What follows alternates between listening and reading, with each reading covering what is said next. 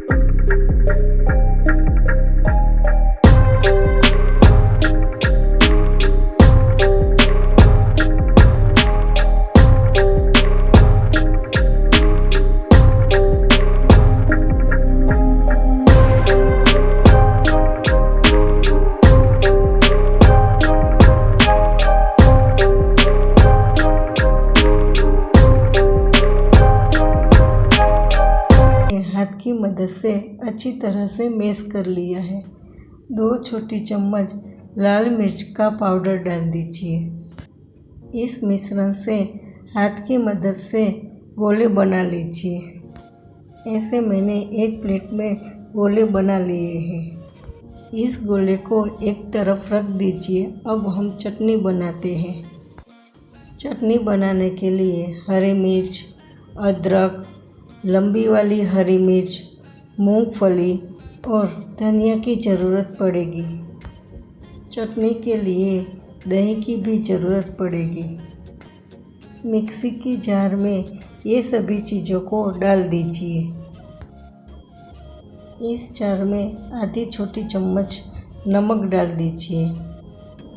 1 चम्मच चीनी डाल दीजिए। इस जार का ढक्कन बंद कर दीजिए और मिक्सी में इसे चला लीजिए। हमारी ग्रीन चटनी रेडी है। इस ग्रीन चटनी को कांच के बाउल में निकाल लीजिए। जब वड़े बन के तैयार हो जाएंगे तब हम इस ग्रीन चटनी के साथ वड़े को सर्व करेंगे।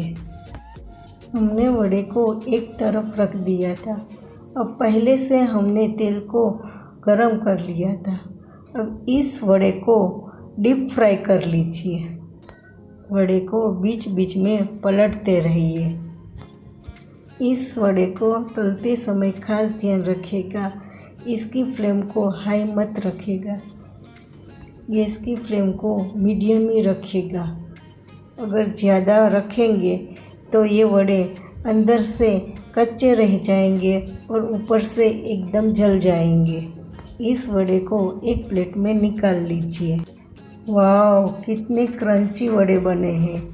इस वड़े को मैंने ग्रीन चटनी और खजूर की चटनी के साथ सर्व किया है। इस वड़े को देख के मुंह में पानी आ रहा है। आपको मेरी ये रेसिपी कैसी लगी प्लीज़ मुझे कमेंट बॉक्स में बताना। मेरी चैनल को लाइक, शेयर और सब्सक्राइब करना मत भूलिएगा।